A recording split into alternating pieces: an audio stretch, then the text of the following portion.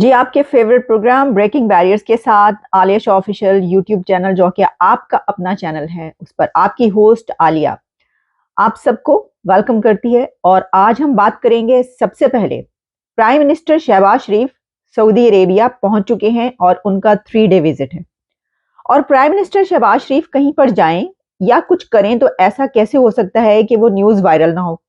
वैसे तो मुझे ऐसा लगता है कि जो शहबाज शरीफ साहब हैं वो सबसे ज्यादा जिसे कहते हैं इजी गोइंग और जो कॉम्प्रोमाइजिंग यानी हर चीज पर जो है वो बड़े ही एक आराम से हर बात कह डालते हैं और अक्सर औकात वो खुद भी अपना मजाक बनाते हैं। ये वो प्राइम मिनिस्टर है, मैंने पहला प्राइम मिनिस्टर देखा है शहबाज शरीफ कि खुद भी अपना मजाक उड़ाता है। जैसे वो अक्सर कहा करते हैं ना, यानी कि उन्होंने एक दो मरतबा क्या कई मरतबा ऐसी बातें की, लेकिन जब वो तकरीर करते हैं तो माइक हिला हिला के उसको गिरा देते हैं। लेकिन साथ ही उन्होंने एक दफा ये कहा कि मैं अपने कपड़े बेचकर पाकिस्तान का कर्जा अदा करूंगा।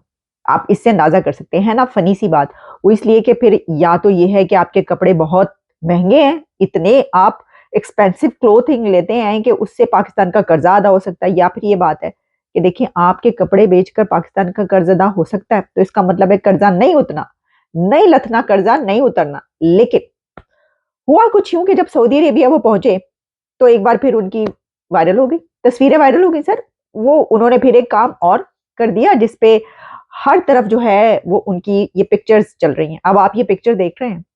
हुआ कुछ यूं कि जो फखर दुरानी है, एक सहाफी हैं, उन्होंने एक ये वाली पिक्चर ट्वीट की और उस पर उन्होंने ये लिखा कि वजीर आजम पाकिस्तान सऊदी फरमारवा से सिफारती प्रोटोकॉल को बालाए ताक रखते हुए चप्पल पहनकर मुलाकात कर रहे हैं, इससे क्या जाहिर होता है।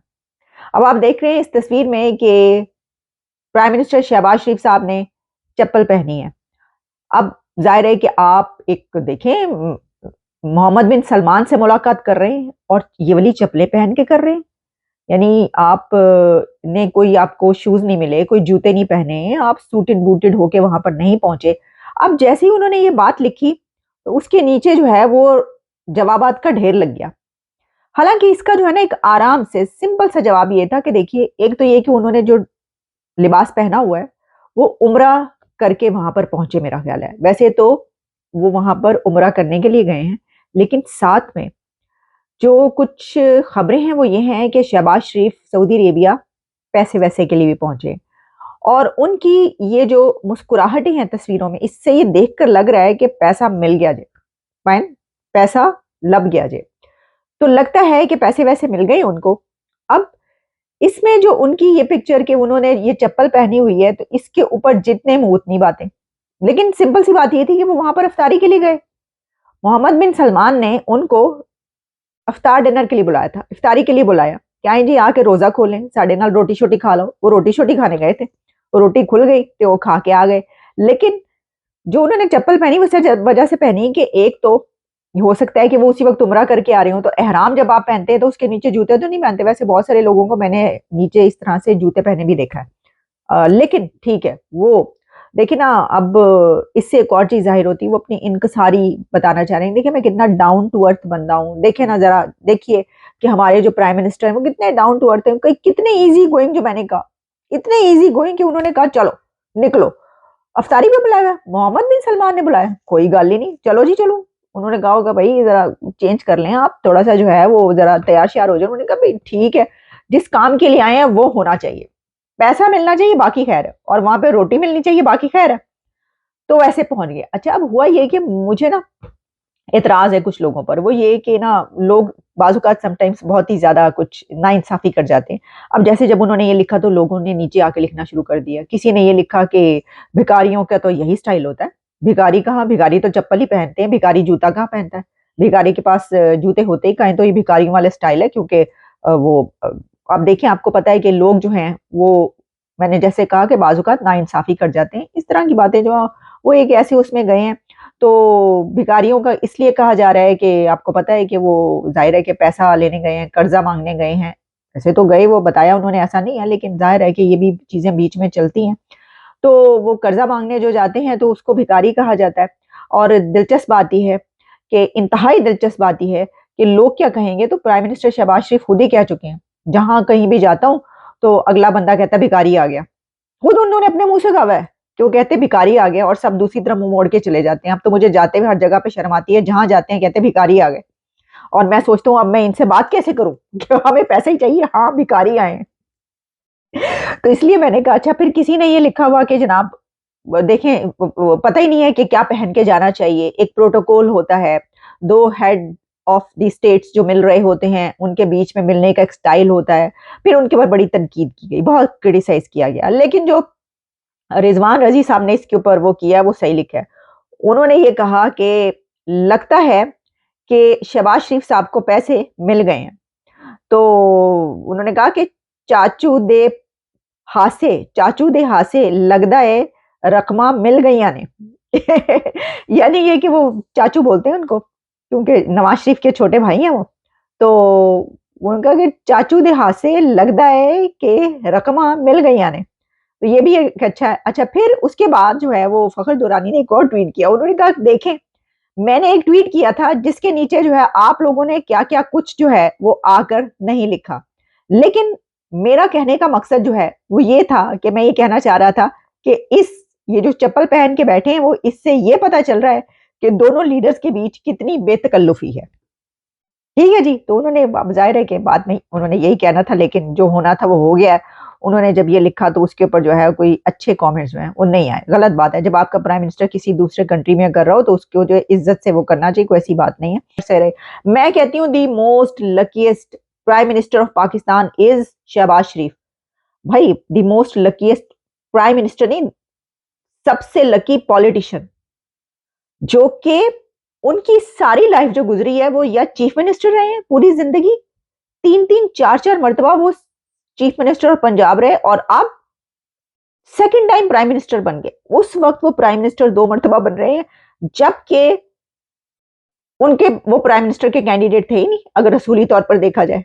लेकिन वो पंजाब से आकर वो सेकंड टाइम प्राइम मिनिस्टर बन रहे हैं। वो कहते हैं कि किसी के सर पे वो हुमा बैठ जाता है, अगर हुमा कोई है परिंदा, तो वो कहते हैं हुमा जब बैठ जाता है तो वो अच्छी किस्मत का परिंदा होता है, और उसके फिर जनाब वारे न्यारे हो जाते हैं। अच्छा चलें, जरा थोड़ा सा हम आगे निकलते हैं। सवाल यहाँ पर एक बहुत अहम है, और वो सवाल ये है कि क्या प्राइम मिनिस्टर शहबाज शरीफ एमबीए से बात करेंगे कि देखें जी इंडिया ने हमारे लिए क्या कह दिया। इंडिया के डिफेंस मिनिस्टर राजनाथ सिंह ने कहा है कि हम तुम्हारे घर में घुस के तुम्हें मारेंगे, तुम्हारे मुल्क में घुस के तुम्हें मारेंगे, we will enter in Pakistan, और तुम्हें बताएंगे, मजा चखाएंगे, घुस के मारेंगे। जो कोई ऐसा बंदा कोई ऐसी कार्रवाई करेगा आके वो से फिर वो वहां पे वापस जाता है तो उसका पाकिस्तान तक पीछा करेंगे, राजनाथ सिंह ने ये कहा है। और वहां पर घुस के मारेंगे, और सिर्फ घुस के मारेंगे नहीं, घुस के मारा है और घुस के मारेंगे। तो प्राइम मिनिस्टर शहबाज शरीफ ने ये बात एमबीएस से की, या वो करेंगे? और अगर वो करेंगे तो क्या एमबीएस इसके ऊपर इंडिया से बात करेंगे कि भाई आप लोगों ने क्या कहा है? क्या मोहम्मद बिन सलमान सऊदी अरेबिया के रूलर इंडिया को ये कहेंगे कि देखें ये तो इस तरह की बात तो नहीं करनी चाहिए, तो सॉवरेनिटी का मामला है, देखिए उनकी अपनी है, आप कैसे किसी के घर में घुस जाएंगे, आप किसी कंट्री के अंदर घुसने की जो है वो क्यों बात कर रहे हैं, ये अच्छी बात नहीं है। तो मैं आपको पत्थर पर लकीर की तरह लिखकर दे देती हूं कि सऊदी अरेबिया या मोहम्मद बिन सलमान से अगर शहबाज शरीफ साहब रिक्वेस्ट भी करेंगे कि सर बात करें आप इंडिया से, देखिए उन्होंने हमारे मुतालिक क्या कि हम आपके इतने स्ट्रॉन्ग अलाए हैं, शहद से मीठी और समंदर से गहरी और पहाड़ों से ऊंची चाइना से दोस्ती है, लेकिन आपसे भी कुछ कम नहीं है सर, शहदो शहद मीठी दोस्ती है ताड़े नाल, तो इतना गूढ़ा इस्लाम का रिश्ता हमारा, तो मुस्लिम उम्मा। तो अगर वो कहेंगे तो मैंने आपको कहा कि पत्थर पे लकीर से मैंने एमबीएस ने कुछ नहीं कहना। इसकी कुछ लॉजिक्स हैं, बल्कि काफी रीजन है, उसमें से दो तीन पॉइंट्स, दो तीन रीजन मैं आपको बता देती हूँ। पहली बात तो ये कि वो कहेंगे कि भाई ये तुम दोनों नेबर्स का मामला है, मुझे क्यों बीच में ला रहे हो, मैं बीच में आके क्या करूंगा। और वो ये बात इसलिए कहेंगे कि अगर उनके साथ कोई ऐसा कंट्री उनको कुछ करने के लिए कह रहा होगा जिससे उसको फायदा होगा, यानी फायदा इस तरह कि जो उनके टक्कर का होगा और जो उनकी बराबरी का होगा या उनसे ऊपर होगा, कहेगा कि भाई ये करना है, तो वो कहेंगे हाँ सोचा जा सकता है, ठीक है देखते हैं, कर देते हैं, बात ही करनी है ना, कर देते हैं, किसी को बुरा लगे अच्छा लगे। लेकिन यहां पर वो बात इसलिए नहीं कहेंगे कि आपका हाथ यूं है मांगने वाले का और उनका हाथ यूं है देने वाले का, तो आप तो ये कोई मुतालबा तो कर ही नहीं सकते, डिमांड नहीं कर सकते ना, यानी आप रिक्वेस्ट कर सकते हो तो रिक्वेस्ट जो है वो। अच्छा, फिर इसमें एक और बात ये कि सऊदी अरेबिया यानी कि मोहम्मद बिन सलमान की हुकूमत के इंडिया से जितने बेहतरीन ताल्लुकात हैं और जिस तरीके से मोहम्मद बिन सलमान भारतीय वजीर आजम नरेंद्र मोदी साहब को वहां पर मिलते हैं और उनको वेलकम करते हैं और कैसे कैसे उनको अवार्ड और दिए जाते हैं वहां पर, तो आपका ख्याल है कि वो उनसे ये कहेंगे और नाराज करेंगे इंडिया को? एमबीएस और सऊदी अरेबिया नाराज करेगा इंडिया को ये कह के कि आपने पाकिस्तान के साथ ऐसा क्यों किया या उनको ऐसा क्यों कहा? बिल्कुल ऐसा नहीं होगा। और फिर इसमें यह भी कि उनकी इकोनॉमी कितनी जबरदस्त है, उनके साथ ट्रेड ट्रेड कितनी है। सऊदी अरेबिया और इंडिया की ट्रेड का तो आप मुलायजा करें कहां पर है। तो आपको लगता है कि वो अपने ट्रेड के इधर उधर रख के चलो कोई बात नहीं, थोड़ी ट्रेड उन्होंने बंद भी कर दी, नाराज भी हो गए तो क्या हो गया, हमें थोड़ा नुकसान ही हो जाएगा, हम पाकिस्तान की बात मान लें। ये तो एक खाम ख्याली है जी। ये जो है ये एक ऐसा आपके अकल का धोखा है अगर आप ये सोचते हैं कि वो ऐसा कुछ भी करेंगे, वो ऐसा कुछ नहीं करेंगे कोई। अच्छा, इसमें एक और बड़ी अहम बात ये कि देखिए कितना इसका बावीला हुआ, कितना शोर उठा कि देखें इंडिया के डिफेंस में रॉयटर्स, ब्लूमबर्ग, हर जगह पर ये पब्लिश हुई है खबर, गार्डियन, हर जगह पर। और हमने भी इसके ऊपर ज़ाहिर है बात करनी थी और की। तो उसके ऊपर दुनिया के किसी कंट्री की तरफ से कोई कंडेम नहीं किया गया इंडिया को। किसी कंट्री ने दुनिया के इंडिया को कंडेम नहीं किया कि तुमने ये क्यों कहा है पाकिस्तान को कि यार हम तुम्हारे घर में घुस के तुम्हें मारेंगे, ये तो बड़ी गलत बात है, यानी ये तो एक अग्रेशन है ना, आपने ये क्यों दिखाया अग्रेशन। अच्छा, अब इसमें एक और बड़ा ही अहम पॉइंट है, वो ये है कि कोई कंट्री उस वक्त कहेगा जब ऑलरेडी वो कंट्री ये ना कह रहा हो कि जनाब ये जो दहशतगर्दी के वाकयात है पाकिस्तान को इस पे नजर रखनी चाहिए और ये जो दहशतगर्दी होती है ये इस पे जो है ये बड़ा मसला है और इसके ऊपर जो है आप तवज्जो दें, पूरी दुनिया ये कहती है। एफएटीएफ में जो लिस्ट में नाम गया वो पाकिस्तान का था और पाकिस्तान के नाम पे जो है सब पूरी दुनिया को पता है कि एफएटीएफ में इनका नाम किस लिए, जिहादी तंजीमों की वजह से, दहशतगर्दों की वजह से जो पाले गए। तो इस पर वो बात ऑलरेडी इतनी रिकग्नाइज्ड है, इतनी स्टैब्लिश्ड है, ये बात इतनी स्टैब्लिश है कि दहशतगर्दी का जो है वो भारत की तरफ से सवाल उठाया जाता है कि जनाब इस तरफ से दहशतगर्दी हो रही है और पाकिस्तान को ये कहा जाता है कि रोके इस दहशतगर्दी को, ये क्या हो रहा है। इससे कता नजर कि अब यही सवाल पाकिस्तान अफगानिस्तान से उठा रहा है और कह रहा है कि टीटीपी को रोको, दहशतगर्द आ रहे हैं, मार रहे हैं, आके कितने हमले कर रहे हैं, इनको रोको। और इसके ऊपर झड़प भी हो चुकी है, आपको पता है, अफगानिस्तान से। तो इस सिचुएशन में दुनिया जो है वो तो इंडिया के साथ तो वैसे ही है दुनिया, क्योंकि इंडिया के साथ सबकी ट्रेड है, सबकी इन्वेस्टमेंट है। तो कोई भी कंट्री, किसी ने इसके ऊपर सवाल नहीं उठाया और इंडिया को ये नहीं कहा कि आप ये कर रहे हैं। आप यूनाइटेड स्टेट्स को देख लें, आप यूनाइटेड स्टेट्स के इस दौरान बड़े अच्छे ताल्लुकात कुछ पाकिस्तान से बन रहे हैं और बनते हुए नजर आ रहे हैं। प्रेसिडेंट जो बाइडेन का कॉल आ गई, भाई यही कम बात है, कहाँ मजाक बनता था कि जनाब कॉल नहीं आई, उनकी कॉल आई। और उसके बाद फिर एंथनी ब्लिंकन साहब जो है उन्होंने भी कुछ इस तरह की बातचीत की और भी कई ऐसे जो है राब्ते हुए, लेकिन उन्होंने इंडिया को नहीं कहा। अच्छा, क्या पाकिस्तान ने कहा है अमेरिका को कि देखिए हमारे साथ क्या हो गया? वो अब देखें इसी तरह है ना कि वो कोई बच्चा उठ के कहे कि देखो मुझे मारा है जी, तो आगे से कहेगा कि अच्छा चलो ओके ओके ओके चलो टॉफी ले लो, ये चुप कर जाओ। अब वो टॉफी आपको पता कर्जा वर्जा थोड़ा बहुत और वो सब, मतलब क्या इसको किस तरह देखें, हम किस तरह लें?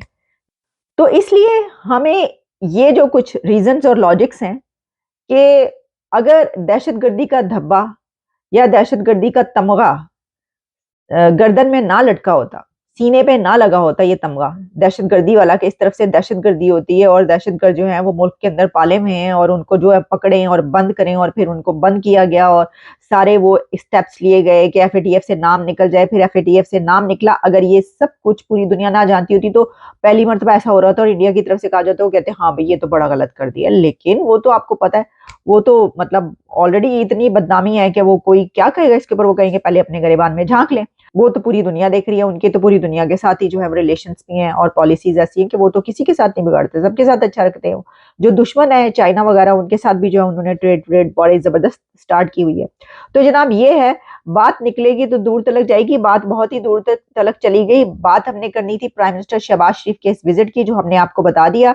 पैसे वसूल की उम्मीद है और इसके साथ ही कुछ जो दुनिया में इस वक्त सिचुएशन चल रही है उसके ऊपर भी शहबाज शरीफ उनसे जो है वो बात करेंगे और की होगी। कुछ बहुत सारी चीज़ें एजेंडे में शामिल हैं कहा जा रहा है, जिसमें दुनिया के हालात भी हैं और जो अभी एक यूनाइटेड नेशंस में ह्यूमन राइट्स काउंसिल में पाकिस्तान की तरफ से एक रेजोल्यूशन पेश की गई, प्रेजेंट की गई और उसको फिर पास भी करवा लिया गया, वो पास भी हो गई, जिसमें इसराइल पर जो है वो पाबंदियों की बात की गई और उनको खास तौर पर असलहा ना दिया जाए, एम्बार्गो जो है उसके ऊपर, वो रेजोल्यूशन जो पास हो गई। तो जाहिर है कि शहबाज शरीफ साहब वहां पे पहुंचे, उन्हें कहा होगा कि देखिए ये कर दिखाया हमने, आप लोग सब साथ थे, आपकी आशीर्वाद से जो है ये काम हो गया, हमने कर दिया, तो अब ऐसा करें कि आप भी हमारे थोड़े से काम करते हैं तो वो थोड़े से काम जो है वो हो ही जाएंगे। तो जनाब ये है सूरत हाल। एक बात आप ये जान लीजिए कि जो कहा गया इंडिया की तरफ से उसके ऊपर पूरी दुनिया से कोई नहीं बोलेगा, चुप है, सब लोग चुप रहेंगे। इसकी वजह ये है कि उनके लिए ये कोई मसला ही नहीं है। वैसे तो जो स्टेटमेंट और जो एक प्रोवोकेटिव कमेंट्स हैं, गैर जिम्मेदारी का मुजाहरा है, इस तरह तो ना करें, उस तरह तो ना करें, तो असी केड़ा बहुत उसको संजीदगी से ले लिया हमने। चलें, इजाजत है, दोबारा मुलाकात होती है।